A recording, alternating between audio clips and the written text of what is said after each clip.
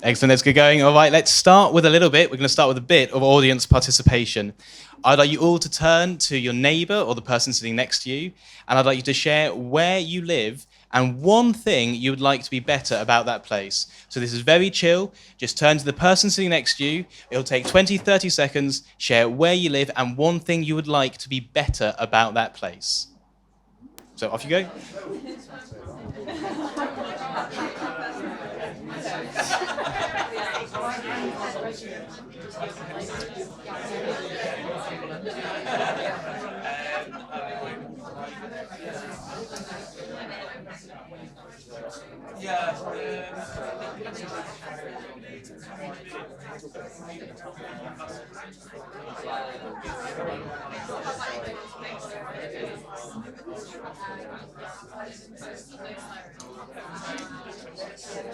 Right, then I'm going to ask you to wrap that up. Oh no, I've started something. All right, that's enough. Everyone stop. I've started something I can't stop. Everyone quiet.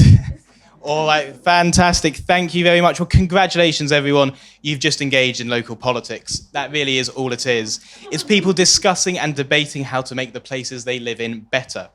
And local government, it's just the systems and the structures that we put in place to balance off different and competing visions of what that better is.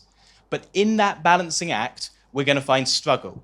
And for the next 8 minutes and change, I'd like to sketch a picture to you all of a particular struggle that as people concerned about the natural world, animals, and our relationships with them, that we should all care about.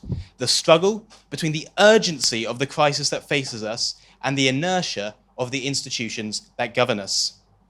So to begin that sketch, let's ask ourselves the question, not unreasonably, of why should we care about local councils in the first place? I mean, they're not exactly known as a hub of excitement. But I'd like you all to follow a line of reasoning with me. We know that a transition to a plant-based food system and the end of animal agriculture will require more than just individual choices, but institutional change as well. And so in trying to make that institutional change, we should be looking for institutions that are both sufficiently influential within the food system that change within them would be important, and are also sufficiently responsive to change that transformation is plausible. And my contention to you all today is that local councils fit both of these criteria. Local councils sit at the centre of civic society. They have influence over schools, libraries, bus stations, leisure centres, community centres, and more. Change in just one local council can mean change for tens or hundreds of thousands of people. And at the same time, although they have a reputation as, bit officious, bit staid, local councils can actually be really bold and dynamic when it comes to policy. Many of these local councils have climate goals that are way more ambitious than anything we see coming out of Westminster. But here comes an aspect of that struggle that I was mentioning earlier. You see, I'm fired up to make positive change through local councils, and local councils are, in some cases, open to creative policy suggestions. So how can there be an issue? Well, the issue's in the name. It's in the name local. If you don't live, work, or study within the boundaries of a council area, then many of the pathways to effect change close up. Now, this isn't necessarily a bad thing. In fact, actually, it's probably quite good. It's an example of good localism. But it does mean that any campaign that's pushing for change across multiple local councils can't be driven solely by a central team of committed weirdos like myself. So that's why, as a campaign, Plant-Based Councils is structured in the way that it is. We operate through small teams of locally based campaigners who are the engines of change in their local area. When we relaunched our campaign at the beginning of the year, we had one community campaign. Now we have almost 20.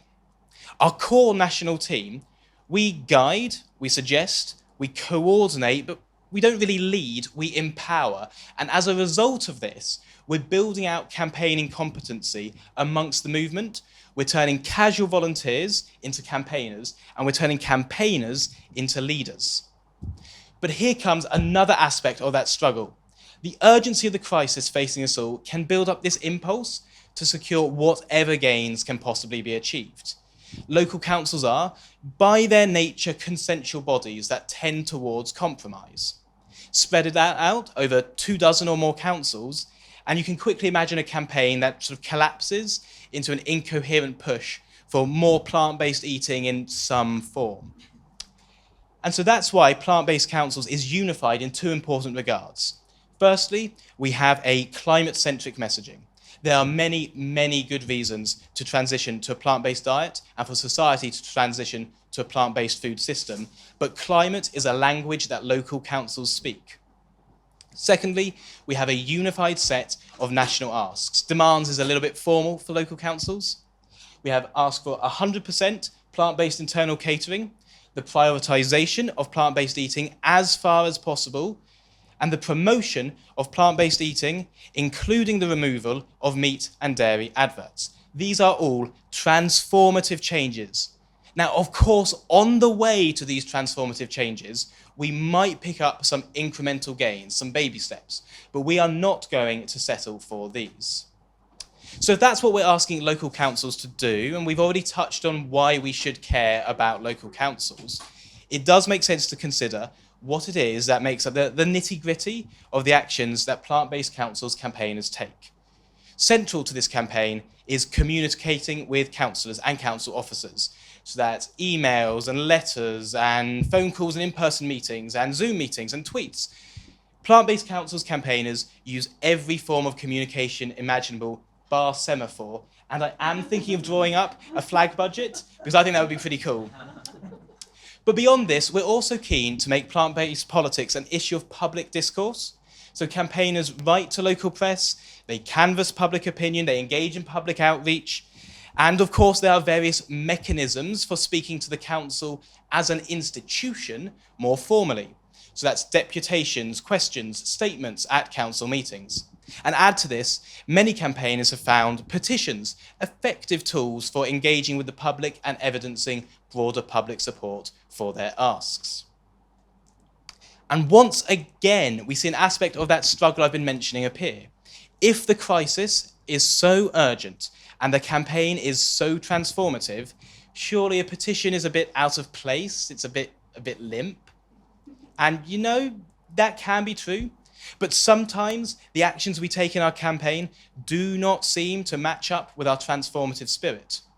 But they are actions that are wrought in the language that local councils speak. The systems of local government, they don't necessarily know what to do with a disruptive protest, but they do know how to politically metabolize a petition with a few hundred signatures. And perhaps more importantly, these are also actions that see success.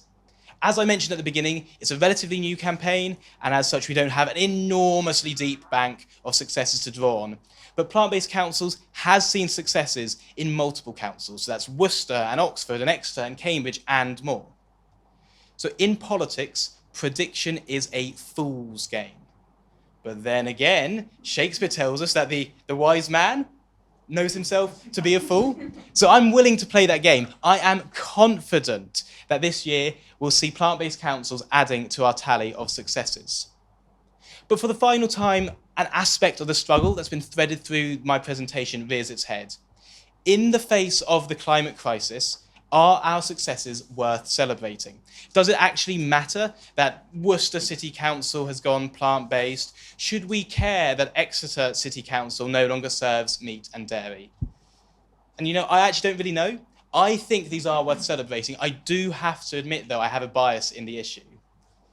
But if this talk of struggle has been, a little bit gloomy, I can promise you that local politics really isn't, and plant-based councils definitely isn't.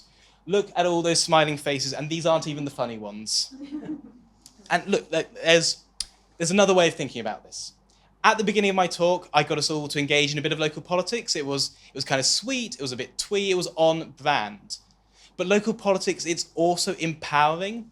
It's about taking an active hand in how the decisions about the kind of world we want to live in are made. Local politics is, to use the language, a world-making struggle. And if you want to make a plant-based world with us, one that is more sustainable, more just for all life, then we'd love to have you with us. So fill out a form at our stall, visit our website, send us a DM on Instagram. We will get in touch and we'll talk about what we can do in your local area. So thank you all for your time.